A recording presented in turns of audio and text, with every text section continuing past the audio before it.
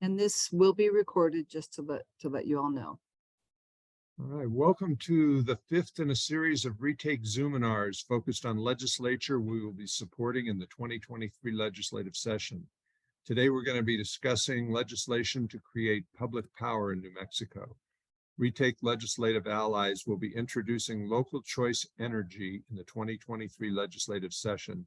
And tonight, we'll find out what local choice energy is, how it has succeeded in other states, and how it could benefit New Mexicans, and how you can help make it a reality. Hi, I'm Paul Gibson, co-founder of Retake Our Democracy, and I am the other co-founder, Roxanne Barber. Welcome tonight, everybody. Yeah, thank you for taking the time to be here. We've assembled a panel of renewable energy advocates and legislative supporters to flesh out the issues tonight, and they're there in front of you. Our panel of state and national experts includes Senator Carrie Hamlin, who is sponsoring local choice energy legislation and is the CEO and president of the Green Chamber of Commerce in Las Cruces, in addition to being the state senator from Las Cruces. We also have Allison Elliott, Local Energy Aggregation Network Executive Director, who will share with us how local choice energy has been successfully implemented in states throughout the U.S. Jessica Guadalupe Tovar is the Local Clean Energy Alliance and the coordinator of the East Bay Clean Power Alliance, organizer on community choice energy in the East Bay. Her organization is one of the founders of the National Energy Democracy Movement that Public Power New Mexico and Local Choice Energy are a part of. She will be speaking about the movement, the national movement, and share her experience as an energy democracy organizer. Lastly, Alicia Shaw, Public Power New Mexico campaign director, who will outline what New Mexico Public Power is and how that coalition is advancing legislation to create local choice energy.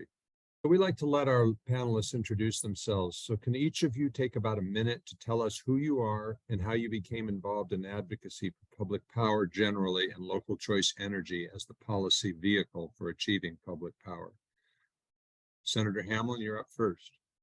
Woohoo! All right. Well, thank you, everybody. It's lovely to see the names, see some familiar names from Southern New Mexico there on the participant list. Very glad to be part of this tonight. So thank you, Retake, for hosting this. I represent District 38, which is in Southern New Mexico. My work, as mentioned, I'm the CEO and president of the Las Cruces Green Chamber of Commerce. And what we do is we talk about supporting local economies, creating sustainable communities, and protecting our air, land, and water.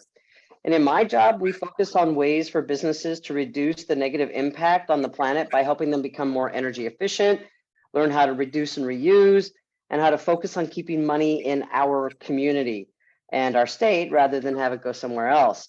So local choice is logical for me because it would help residents and especially business owners have a choice in where their energy comes from and decrease how much they have to pay for it, which is basically something that is currently funding the investors of our electric companies and not coming back into New Mexico. So thank you all for letting me be here. And I love that I'm part of this amazing panel of badass women. Thank you for being here. Okay, how about you next, Jessica? Sure. My name is Jessica Guadalupe Tovar. I work for an organization based in the Bay Area, California, called Local Clean Energy Alliance. And I have been an energy democracy organizer almost 8 years now with LCEA. And the work that we do really has been about centering equity in clean energy solutions. And specifically, to just highlight like my background, I come from an environmental justice community and have been an environmental justice organizer, fighting polluters in communities of color for a long time, and really wanting to do a lot of the work to advocate for solutions. And so the work that we do really is about how do we address community energy needs and resilience and actually address solutions to climate change at the same time. And that means creating clean energy jobs in our communities and clean energy infrastructure in our communities. So we're really centering community benefits in the context of energy. Thank you. Okay. Thank you. Allison, how about you? Yes, hi. Thank you very much for inviting me to this meeting. My name is Allison Elliott. I am Lean Energy US's Executive Director.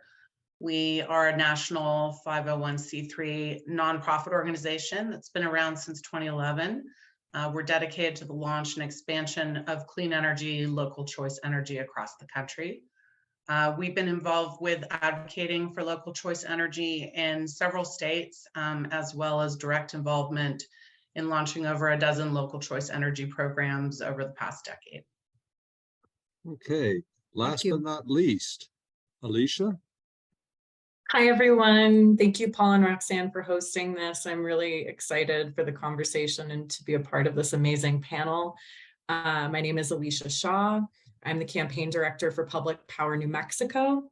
We are a statewide coalition of grassroots organizations, and we're working to empower our communities to generate affordable, renewable electricity that creates jobs and invests in local economies. I personally have been a community organizer for most of my life, and I got involved with Public Power New Mexico and our work on local choice energy because it's a practical and tangible way to respond to the climate crisis, and it also creates real benefits for our communities. So I'm really excited to talk about that. Thank you. And I just want to say, I think we have a lot of people on tonight who have probably never joined one of our webinars from Retake Our Democracy.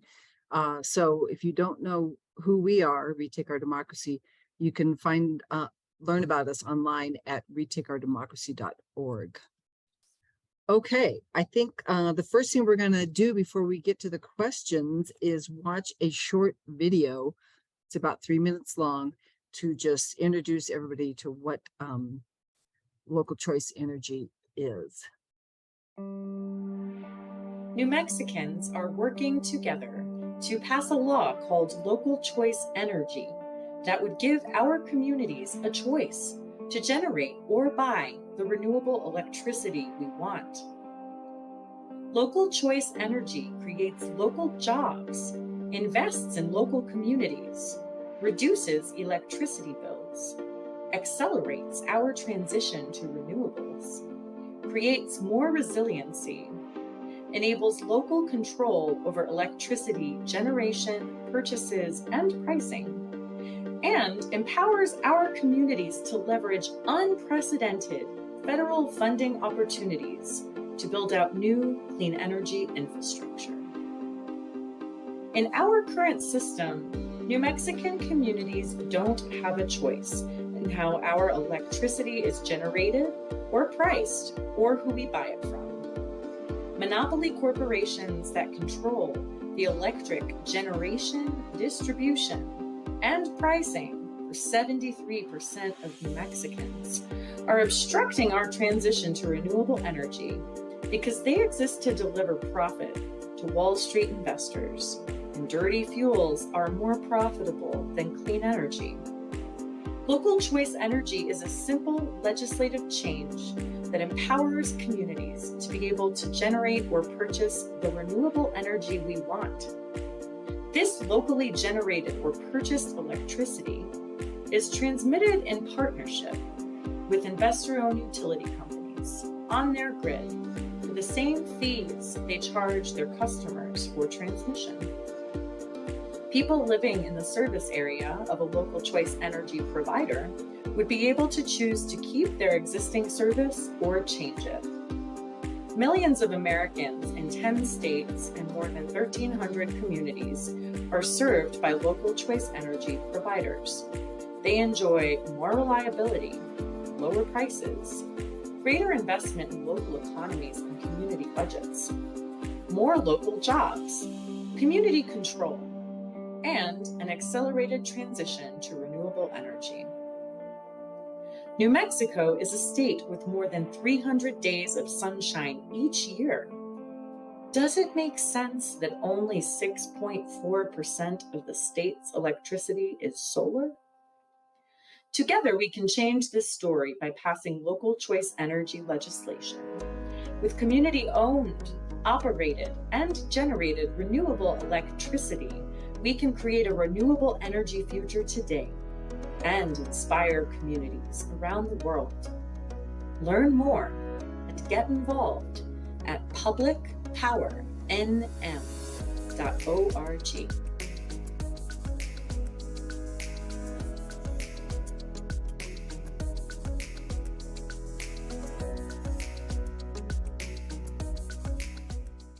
Okay, thank you for that. I think Alicia put that together, didn't you? Yes. Nicely done. All right, All great. right. Okay, we're going to get started with our questions now. And Paul? Yeah. Why don't you go Senator ahead? Hamlin, what is local choice energy and what would passing local choice energy do for New Mexico? Well, here's the thing that I think is really important is the key is about choice because, we have 3 utility companies in the state and we don't have a choice. We have to, if we want to make sure we power our homes and power the devices that we use that we're using right now, we have to go with one particular utility company that is providing the service to our area. So this is really a legal change that would let governments and tribes generate or purchase renewable energy and then sell it to their customers at a lower price. This would result in lower rates, allow for quicker transition to renewables. The profits from the utilities can be reinvested into our respective communities rather than line the pockets of investors who don't live or even contribute to the betterment of our state. And it would offer those opportunities for businesses and residents to spend their money in their community rather than add to the profit margins of investors who don't even live here. And really, it's this opportunity to have that partnership and still acknowledge what utility companies are doing in terms of their infrastructure, but it's really giving people a choice as to how they receive their energy, and also ways to open pathways so that we can go ahead and increase renewable energy in our state rather than be really dependent on the utility companies and much less oil and gas. Okay, You're up. okay. This question's for Allison. Can you give us an example or two of communities that have benefited from implementing a local choice energy program and what those benefits are? Certainly. Thank you, Roxanne. I'm fine without the slides. I can just talk about it, or if you want to pull them up, that's fine as well. I thought we were going to use the slides on the 6th question where we're going to ask you similarly. Okay, that's fine. Up to you. Yeah, You wanna no, go? it's fine. Okay. I did pick a couple of communities to pinpoint as far as success stories. Frankly, it's hard to choose.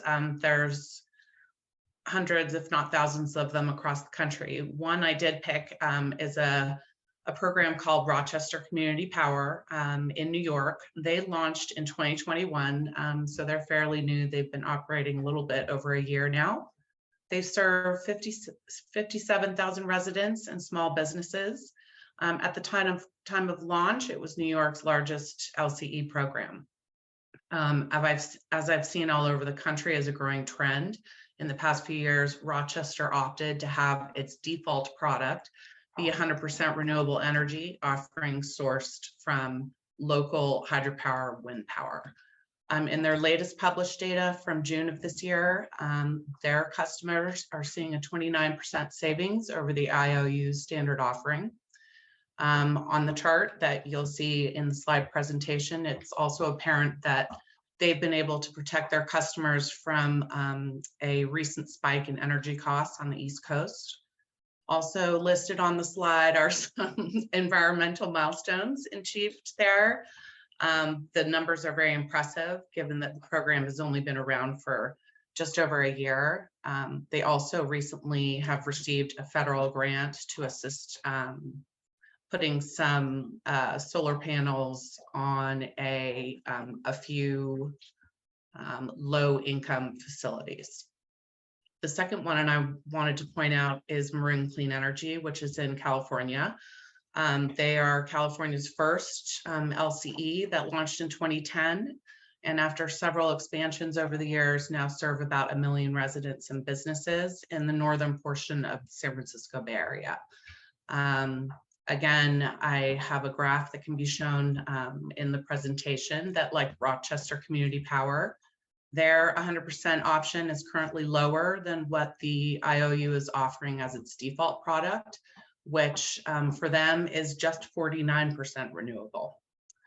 I've also listed a few impressive statistics for them, but I'd also like to highlight their commitment to local renewable development, taking care of its low-income customers with rebates and EV incentives, and creating their energy storage program paired with on-site solar, which is designed to protect underserved communities and critical infrastructure in the event of power outages.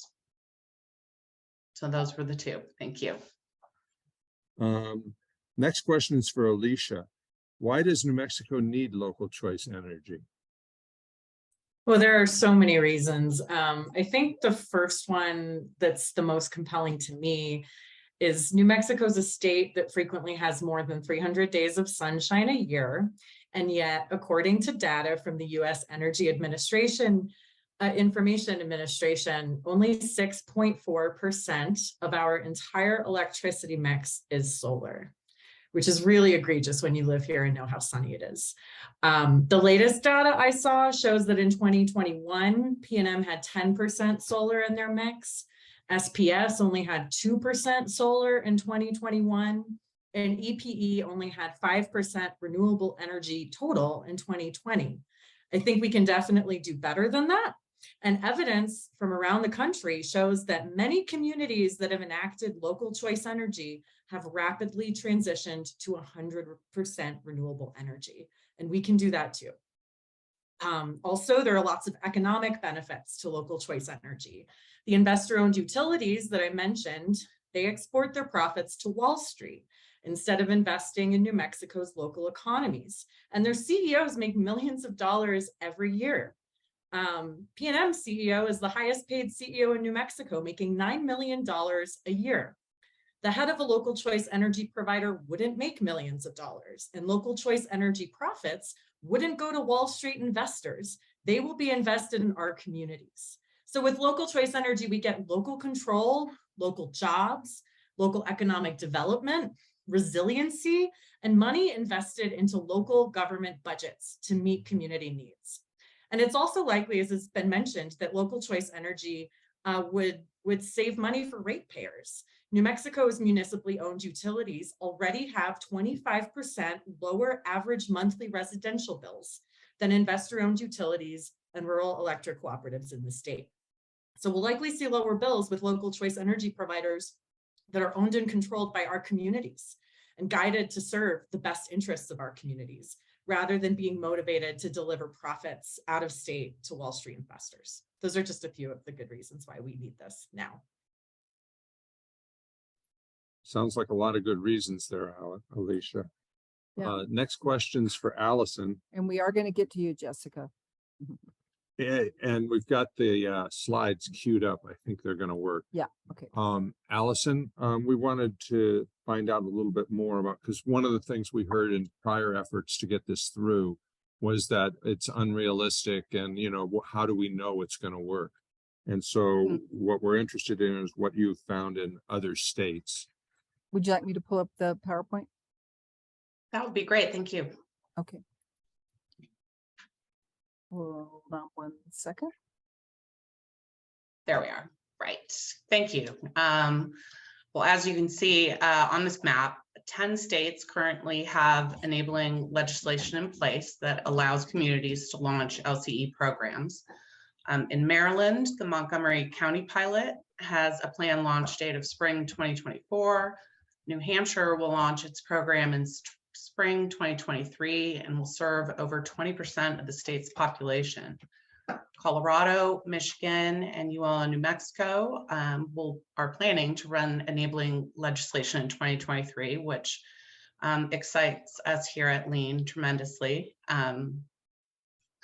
To highlight a few statistics from around the country, in Ohio,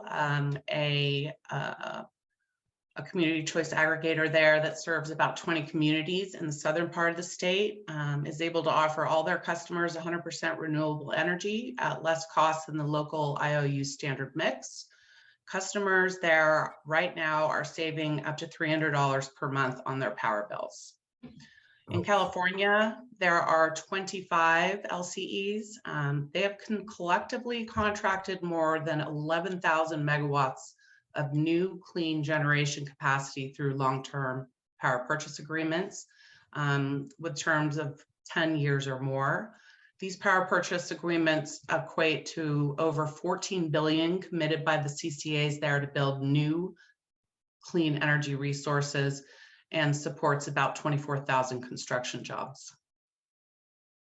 In New York, Jewel Community Power serves 48 communities, has saved its customers a total of 13 million since its launch in 2019, 9.6 million in the first half of 2022 alone. At the same time, avoided releasing over 570,000 metric tons of greenhouse gas emissions. I estimate there are about 2,000 of these types of programs across the country. Those are just a few gleaming examples. We here at Lean are working with partners to gather various data points on each program to better monitor activity. But yeah, those are just a few high points there. Okay. Can you Thank you. share with people what public power PPA is? Because some people may not know what that is.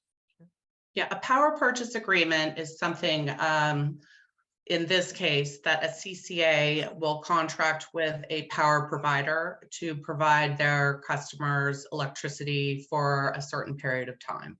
In California, CCA is? Oh, I'm sorry, a CCA is an LCE. Okay, a local choice Apologies for energy, that. basically. That's what we call it. Yes, in most of the country, we refer to it as a community choice aggregation or community choice energy program, but LCE is the same. Okay, so that Okay. clear that up for everybody. Yeah, thank you for that. Yes. Thanks. This next question is for Jessica.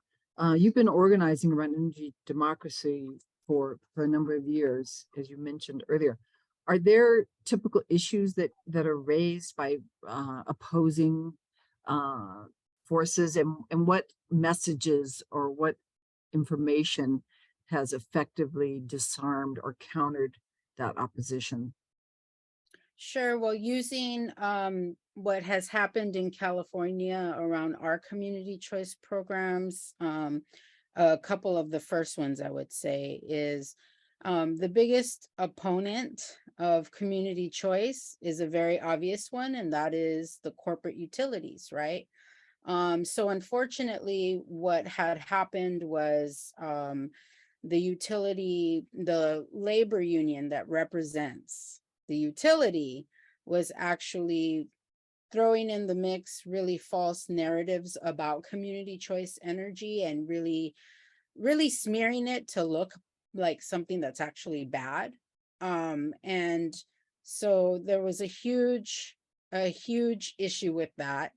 And then in the East Bay, when we were trying to launch our community choice program, what we did was we really organized and built relationships with a lot of different unions. So not just electrical unions, but unions in the service sector and different sectors, because, you know, labor unions also want to see, you know, an alleviation of the climate crisis, also want to see more energy resilience, especially in the face of the power shutoffs that we're experiencing in California, which I'm sure you're experiencing in your state as well. And so building those relationships with different labor unions and different sectors of the community-based organizations, social justice, you know, housing justice, for example, and really building an alliance to advocate for the community choice program and really do a lot more education. A lot of that is just talking to people within the organizations and in the community about what community choice, or in this case, local choice energy really is, to dispel a lot of that negative narrative that really is rooted back into the corporate utilities who feel threatened by the alternatives that are emerging and that we're advocating for. So that's really the biggest opponent and obvious opponent of community choice or local choice energy. So I have a follow-up question for you, Jessica. Sure. Energy democracy has been described as a racial justice issue. How is public power benefited BIPOC communities? Yeah, great question. So as I mentioned, I come from the environmental justice movement, communities that have been dumped on by dirty energy for generations. And what we're really doing is advocating to our local community choice program for the investments that we want to see in our communities when it comes to our energy needs. So for example, there's a current low to moderate income electrification program where the revenues from our local community choice program are actually being reinvested back into the community, and specifically communities that have been disinvested for so long, right? So we have a low to moderate electrification program for low-income communities. We have, it also includes energy efficiency. So recognizing that a lot of the homes in the Bay Area are very old and inefficient, and that means we're wasting a lot of energy when we have to run our heaters for too long or air conditioning, whatever it might be. And other programs we have, like a community investment fund, where community-based organizations can actually apply for monies to do further community organizing, education, or even innovation projects. And one of the things that we have been advocating for a lot is microgrids in our communities of local solar and battery storage, to be able to keep the power on when the greater grid is failing for whatever reason, whether it's an instituted power shut off by the utilities or some kind of unforeseen crisis, right? Which we all know that we are living in a time of multiple crises: pandemic, climate crisis, economic crisis, and recognizing that we need to create those jobs in those very sectors. So while we're able to advocate for these different programs and projects, that's a lot of jobs also that we could be creating locally. So just to clarify, the way in which the local choice energy winds up generating those benefits for the community is the profit they make, that with IOUs or with RP&M or whoever our IOU monopoly is, they export their profits to the shareholders. Instead, the local choice energy recycles it within the community, correct? Yeah, that's right. I think that's the huge difference between local choice energy and an investor-owned utility or a corporate utility, is that, unless you're a rich person with shares, they're not going to listen to you, right? But when it comes to local choice energy, as residents of the community, you're able to advocate, and as community-based organizations organize and advocate and mobilize to ask the board of the local choice energy, which is local elected officials, right? So that enables democracy. These are the people that you vote in to represent your cities and counties, and these are the same people that you advocate to for where you want to see the money that this local program generates be invested back into. And so one thing I really want to highlight is that what we're seeing in California is when you have a strong community organizing alliance, you can make huge changes and influence your local community choice or local choice program. So I really want to encourage that, because oftentimes we have seen even some decisions around, for example, our local community choice program was considering taking nuclear energy from the investor-owned utility, from the corporate utility, and from the last plant in California, nuclear power plant. And we advocated, mobilized, and this was during the pandemic. And we said no. The youth came out, the elders came out, and our, the board of directors, our local electeds listened to us. They had to. And so that was a great example of us and, exercising our energy democracy and our local electeds listening to us. So. That's a Thank great you. example. Thank you, Jessica. And I have one more follow-up. Can you tell us a little bit about the East Bay Community Energy Program? And is that reasonably similar to what we're proposing here in New Mexico?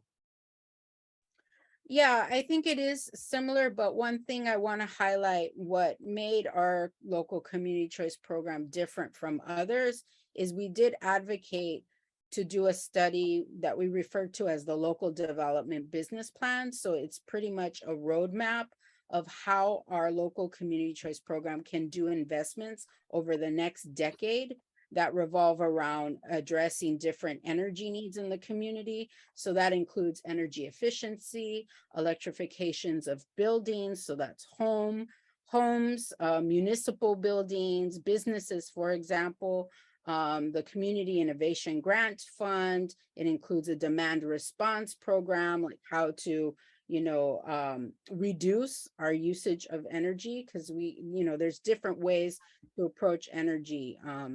And so there's all these different programs that fall into the local development business plan. So really having that commitment in the governing documents and an actual study that shows where we can do these investments, and with who, and to benefit the communities that have been disinvested for so long.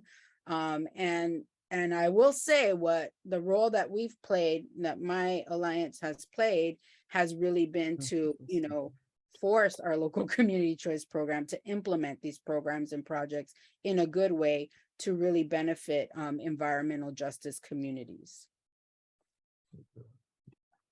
Okay, thank you very much, Jessica. I have a question for the senator now. Can you tell us what personally motivated you to sponsor the legislation, and then maybe talk a little bit, and I think you've mentioned a few things about any other reasons, like community-based reasons, for sponsoring this legislation? Oh, sure. Well, I have the good fortune of being the CEO of the Green Chamber, and when the founders created the organization, not only was it to uplift local businesses and their voices, since our community at the time seemed to be welcoming more chain stores, but it was also to really embrace what renewable energy and reducing, reusing, and recycling can do for helping our businesses.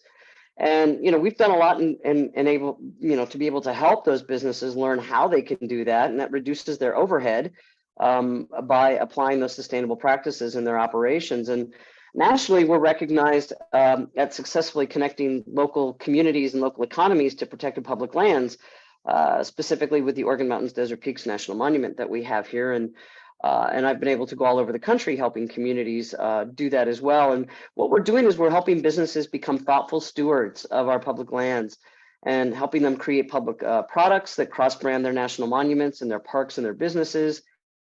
And also teaching businesses how to be advocates for protecting our desert, in our case, our desert landscapes. But I'm thinking a lot about what Jessica was talking about. My wife and I are in a position where we were able to afford solar panels on our house. But I can tell you that most of the people in my district can't. We have over 30 colonias in my district alone, and they struggle to make the choice of either putting food on their table or keeping the lights on in their houses and keeping them heated and cooling. And so it's, the personal drive for me is also recognizing that, New Mexico is a largely rural state. And Jessica, you talked about this a lot, about those who are disenfranchised and those who are ignored in this whole conversation of not only having access to a utility, which is something that is a right that everybody deserves. And we have that conversation also with broadband, is that should be considered a utility as well, because we've seen so many communities suffer during the pandemic. We saw that it raised a lot of the issues that, some of the folks here on this panel and several of the participants have been arguing for years. And it's kind of like, hi, nice, welcome to the party. We've been talking about this for a long time, but the pandemic really kind of elevated those things. And, in New Mexico, especially since our budget is heavily dependent on oil and gas, we see those rural communities, which are mainly Black, Brown, and Indigenous communities, have to suffer without clean air, clean water, clean soil, and even access to the medical resources that are the result, the ailments that come from having a dependence on that kind of energy. And so, it's ridiculous that we're not embracing renewable energy. We have these conversations about, moving away from oil and gas, which is something that we should do. And, if I had my way, I'd love to do it tomorrow, but the practicality is that we can't because our budget is so intertwined in it. But if we are going to move away from that, we have to provide an industry that people who are working in those fields can either make either equal or above what they're making now, so that they don't have to worry about supporting their families. We could become a renewable energy capital of this country with the amount of sunshine that we have, and also making sure that we're providing local jobs. And, we have an instance, we have the Border Industrial Association down in southern New Mexico, and they do a lot. And I have to wrestle with this because it's about bringing in, international companies to create products. And we have a railroad shipping hub that goes to California. And Union Pacific has created a teaching academy where they're going to learn the skills to do maintenance on the assembly lines and the equipment. And what myself and my colleague, Representative Ray Lara, have insisted that Union Pacific do is give New Mexicans first choice, because we're so close to El Paso. And I grew up in El Paso, but I don't want people from Texas getting our jobs when people who live here should have that opportunity. And where this academy is through the Doña Ana Community College, it is located in a rural part of southern New Mexico. And so we've got folks who are part of these disenfranchised communities who have an opportunity to learn a skill that right now has a higher return on investment than a college degree. And these are very practical and important jobs. So, I look at it from a jobs perspective. I look at it from being fair to businesses, because we have El Paso Electric, which has one of the highest utility rates for customers in the country. And our businesses are spending, a couple of $1,000s a month just to light their businesses and just to operate their businesses. That's not fair, because that money's going to investors. It's not going back to the people of New Mexico. And so, I talk about think local first all the time. And when that can be a number of different components, is like think local first, think about our people. One of the things that we also have an issue with is that young people, especially in minority communities, are having to leave our state because there aren't jobs for them. And that is so vital to the cultural fabric of our state, is that family togetherness and just being around family. And so for me, I feel like it's that we're in essence destroying families by not having those options there. And local choice energy is going to give them those options, and it's going to give them good paying jobs, and it's going to reduce our dependency on oil and gas. So it really ticks off a number of things that we can do in this state, and especially making sure that those populations that suffer from environmental injustices have a voice at that table. And so, so that's the personal motivation for me, because I'm the big mouth. I'm the one I have no problem speaking, but I also have no problem stepping aside and letting other people come. Well, thank you Thank you very for much that. for that, Yes. Senator. This question's for Alicia. Can you, just to clarify any confusion in our attendees, which, by the way, we're up to 115. What is the difference between local choice energy and community solar? And what can local choice energy deliver for us that community solar can't? Well, there are several key differences. One is that community solar is limited in its reach. It's capped at a maximum of 200 megawatts statewide and 5 megawatts per project, whereas local choice energy would allow communities to generate or purchase as much renewable energy as they need without these limitations. And for reference, Santa Fe alone uses nearly 200 megawatts at its peak. So another difference is that financial benefits of community solar go to the private developer and the subscribers of individual projects, whereas local choice energy revenues benefit the local communities that they serve and are reinvested back into local government budgets for community needs. Another difference is that local choice energy is a platform that enables communities to use renewables and launch renewable programs, while community solar is just one program. So for instance, a local choice energy provider could run a community solar program alongside an energy efficiency program and a community resilience microgrid program. It's also worth mentioning that local choice energy, if we pass it, this would enable our New Mexican communities to leverage unprecedented federal funding that's coming down the pike from the Inflation Reduction Act. It's something like $385 billion just for clean energy build out. So if we pass this law, we would be able to empower our local communities to leverage this funding to build out the infrastructure we need to catalyze this renewable energy future. And then one last thing that's worth mentioning is that all of the investor-owned utilities have been fighting community solar. After the legislature passed it and the governor signed it, they have tried every tactic they can to delay its implementation, presumably because they fear that community-generated solar is a threat to their business. But New Mexicans deserve more choices and options to generate and purchase the renewable electricity that we want. And local choice energy can deliver that. Okay, great, thank you. Well, this question is for the senator, and Alicia, you might have something to add to that, and then Jessica and Allison too, if you want to chime in. So, oops, looks like we might have lost Senator Hamblin. Did we? I don't know. I don't She's see her not on the there. screen. So Okay, she was well, having problems with her transmission earlier. okay. Well, maybe you can answer the question then, Alicia. And this is basically about what would happen here in New Mexico. Let's say this legislation gets passed, it gets signed by the governor. Then when and how can jurisdictions implement local choice energy, and what do they need to do to create their own utility? Yeah, I'm really sad that the senator dropped off because I've just recently learned she makes TikTok videos about how to engage with the legislature. So I was really looking forward to hearing her talk about that process. But I mean, essentially, first we need to get this passed at the legislature. It's going to go through the House and House committees, the House floor, and then the Senate committees, and then the Senate floor.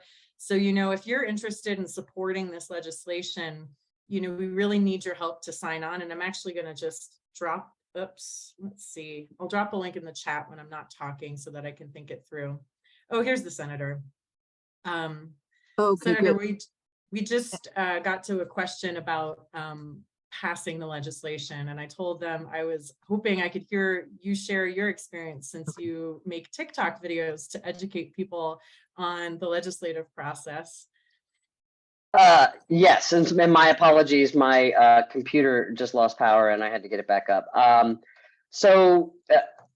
know that I believe I saw Representative Chris Chandler on here as well, and I know Representative Patricia Roybal Caballero is trying to get on, and she's hoping to. I don't know if Paul and Roxanne, if you have her email, she'd love to get on here because she's very interested in this as well. We're not alone in trying to rally to make sure that this legislation gets heard. The process of this, in addition to working with advocacy groups who are really the experts on this, I look at the legislature as kind of like a board of directors of like the largest nonprofit, because we have so many different groups and organizations and entities that are doing the work that we can't do. And when we get in their way, we're prohibiting them to do that work that is really necessary.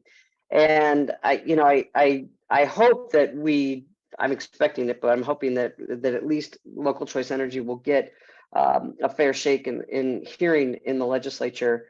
What happens is that, so we work with these advocacy groups and get the information and get prepped on this, because even though I'm passionate about this, I'm certainly not the experts that we have here on the panel today. And what we'll do is we'll work with that. We'll get the bill drafted and then we'll file it.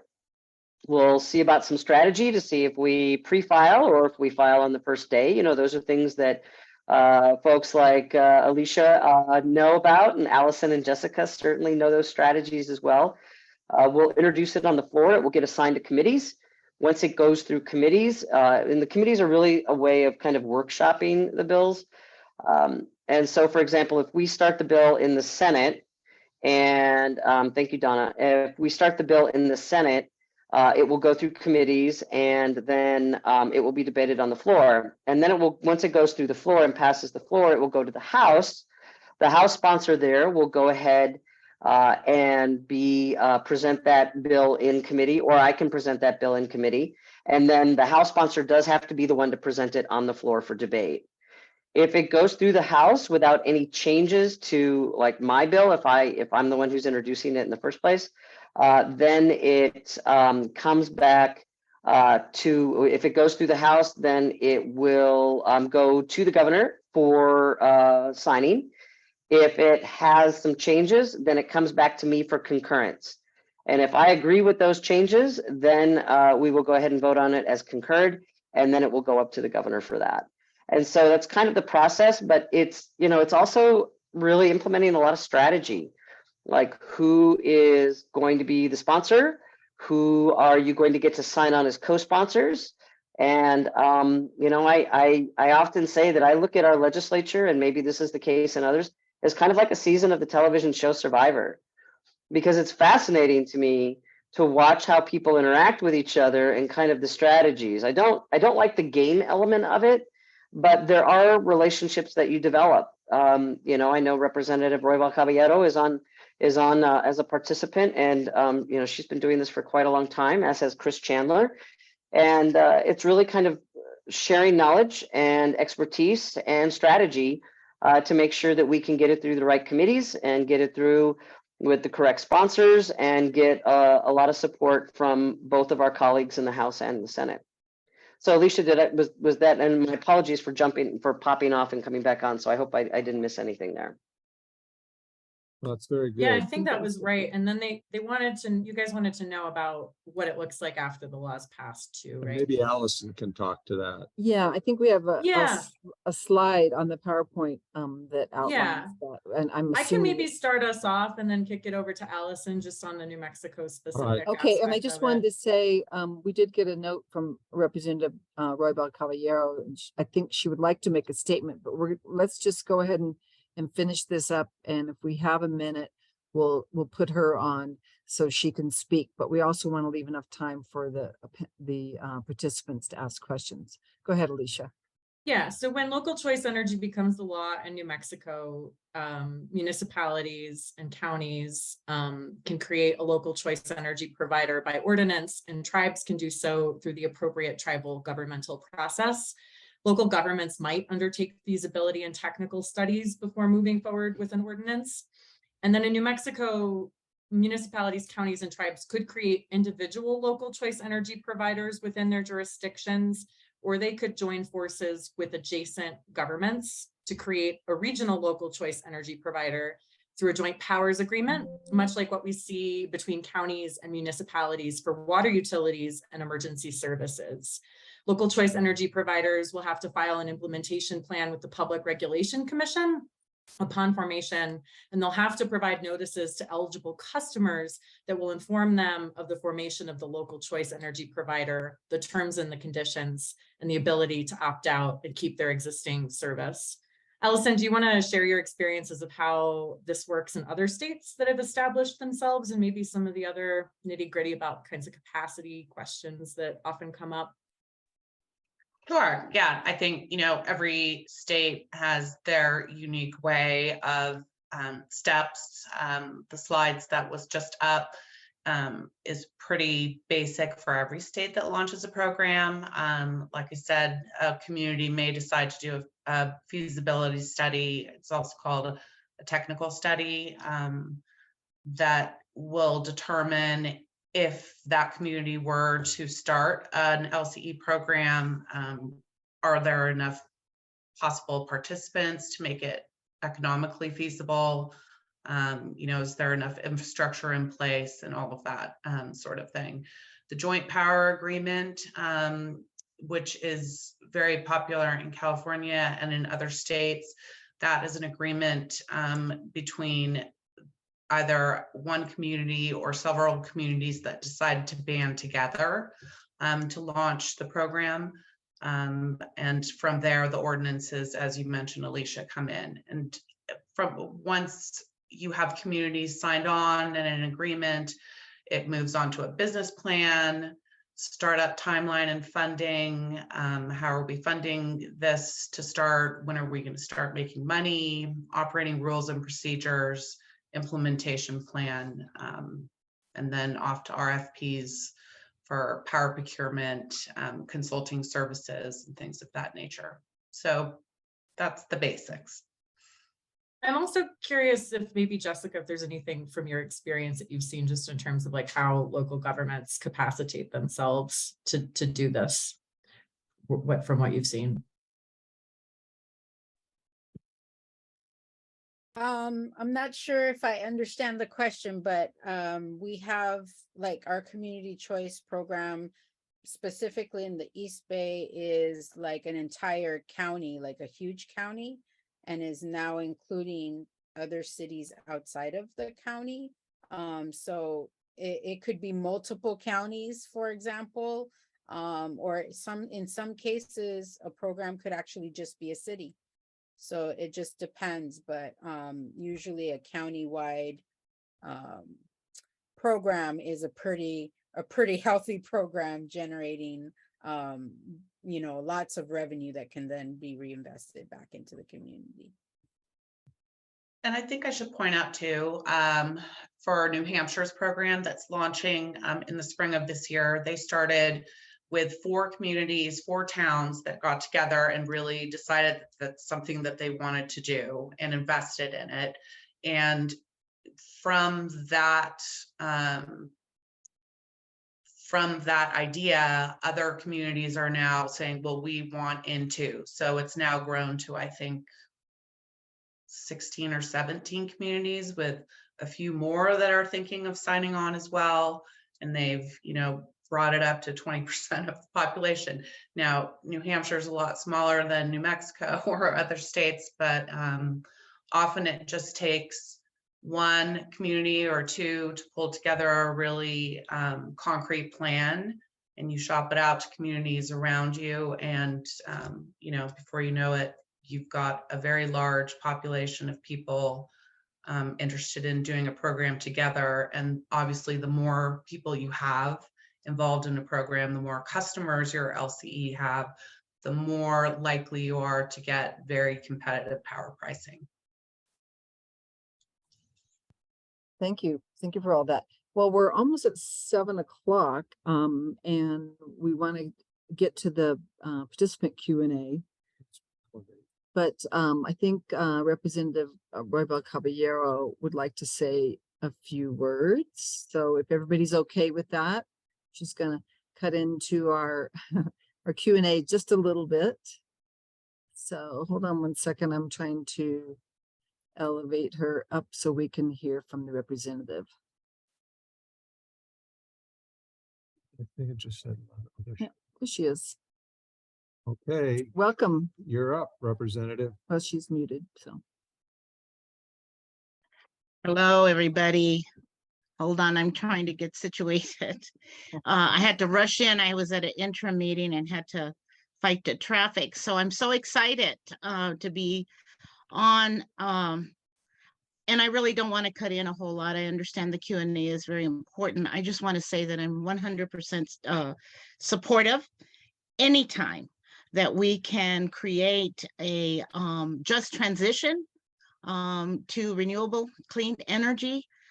We should take that opportunity. Community solar was a huge undertaking, but it also opened the door to our discussion and our ability to transition this state in the way that we had anticipated with the passage of the ETA, the Energy Transmission Act. And so this is part and parcel of that overall plan. And I think it's the next best choice to proceed. And the environment and the climate is, we're ready. We're ready as a population, we're ready as a state, we're ready as a nation, we're ready as a world to make that, to continue that transition.